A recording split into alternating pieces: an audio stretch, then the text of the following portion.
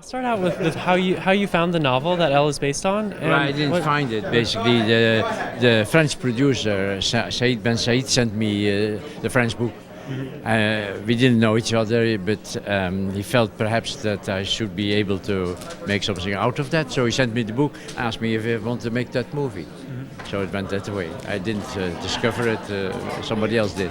So, what were the kind of challenges that you were thinking when adapting it, or directing this story, as far as the tone? Ultimately, the big challenge was to do it in French, and I tried to escape in the beginning by making it to an American movie, and so I used an American scriptwriter, David Burke, and we were supposed to shoot it in Seattle or Chicago or something, and then we found out that when we showed the script that by then was finished, that American talent was not interested at all. So, how about your relationship with Isabelle Huppert on the set? Like, It was very simple. In fact, it was not that we discussed very much character or psychology, which is dominant in the movie, of course. There's a lot of roads that this woman takes that normally people wouldn't take, of course. But we didn't talk about that really.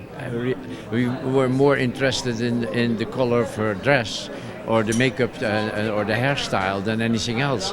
I mean, it was really looked like Isabelle and I knew exactly what we were talking about without talking about it. Isabelle says basically we communicated through the language of film. That's her definition of our cooperation, and I think she is right there. You know, it was.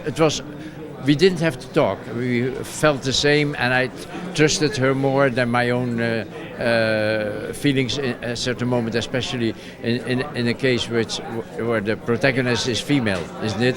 So I felt that Isabelle would be knowing better in this case than I. In the ultimate moment of acting, of course, you know, structurally, and when you make a script and prepare for the movie, of course you do that all. That's all director's work. But ultimately, at the moment that we came to the set, I left it to her to express her emotions in a completely free way. So I gave her all freedom to improvise, and a lot of the improvisations that she does, basically, especially emotional improvisations, are coming from her. And basically, I let her go, and we used it all. She's amazing, I think. Here at the Film Society, we have a retrospective of your work coming up in November. So how does that feel for you? Are you excited to introduce it to new audiences? Yes, I think so, because a lot of people don't know these movies, especially if they succeed in getting some of the Dutch movies there that were done before '84. That would be interesting, because they're so totally different, in fact, than all the American stuff I did. Although the movie here before Elle, Black Book, is a little bit in the middle. But in general, there is no science fiction at all there. It's all realism. And all these movies were based on biographies and autobiographies. So it's much more towards reality than everything I did in the United States. You know, even Basic Instinct is science fiction, I think. So. Well, what advice would you give for people who are watching your films for the first time? Like, what would you say to viewers who are about to see this? I would say basically this text is coming from Total Recall. Be open-minded. Open your mind. The Kuato in Total Recall, which is the leader of the resistance that is growing out of the chest of Marshall Bell, in fact. And I think forget prejudices and just follow the story.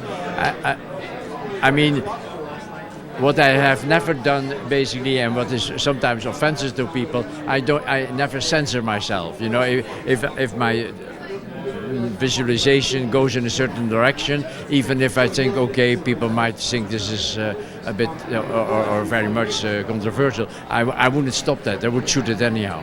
So, I mean, and I think if you accept that, then I think these movies are, especially Elle, is fascinating, I think. Start off by asking you about your role in Mia Hansen-Løve's film. How did she approach you about this project, and at what stage did she start working with you? Had she already written the script, or? I heard her saying a number of times that she had me in mind when she was writing the script. So she gave me the script, and I just loved it, and decided that I would do it right away.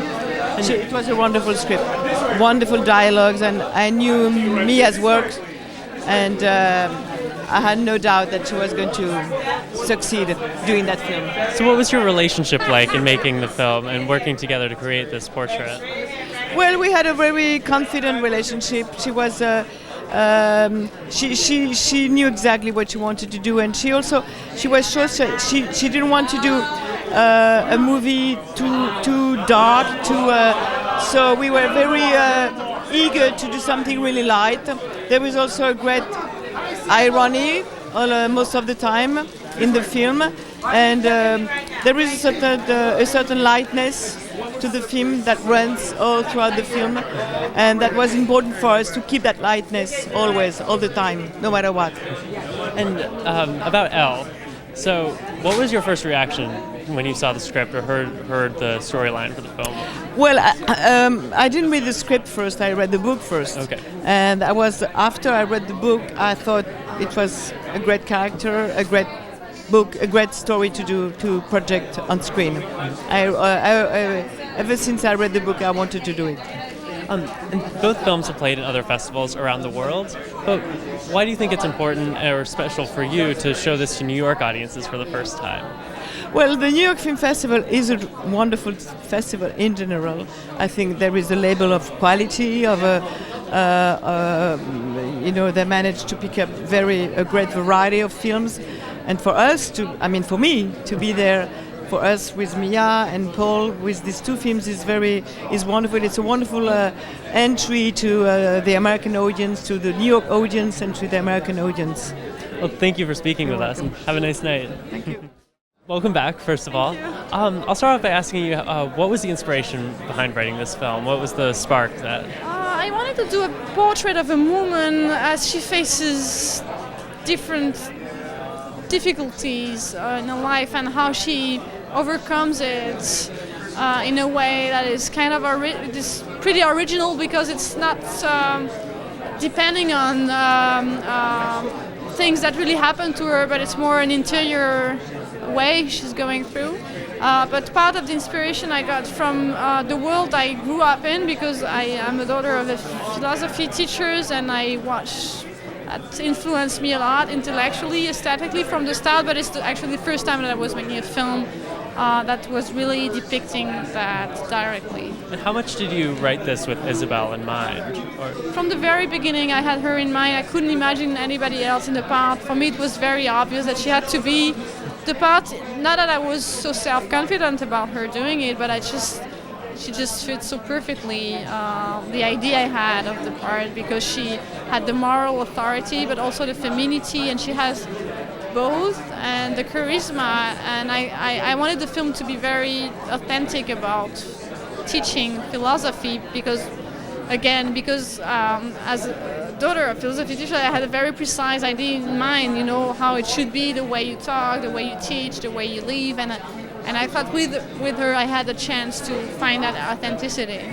So what do you hope to leave audiences with the Sorry? film? What do you hope audiences get from the film? With that in mind, as far as the philosophy of the film, what do you hope audiences glean from it?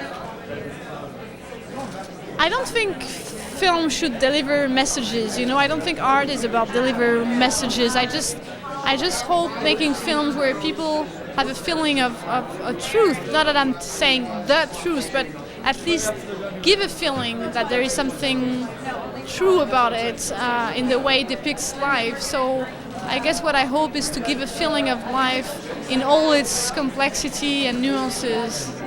And finally, your films have played in the New York Film Festival in the past, and this played at Berlin. What's special for you about showing each of your films to New York audiences for the first time here at NYFF? To New York, you mean? Yeah. Well, I have a special relationship to New York because I have family here.